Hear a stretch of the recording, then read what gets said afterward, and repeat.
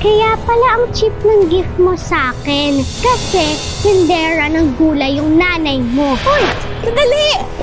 Teka lang! Bakit mo ginawa yun? Hoy!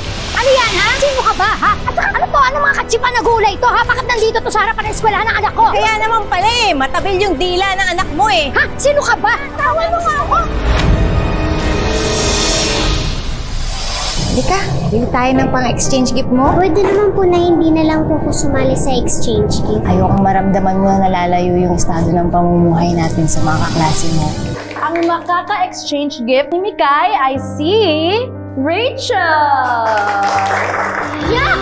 Ano to? Ang cheap ng regalo mo? Ayan lang yung nakayanan namin ng nanay ko eh. Ano ba yan? Stop it! Tuturuan ko kasi dapat tumugarin mga hampas lupa mo. Hoy, tama na! Hoy! Sandali! Yan! Teka lang!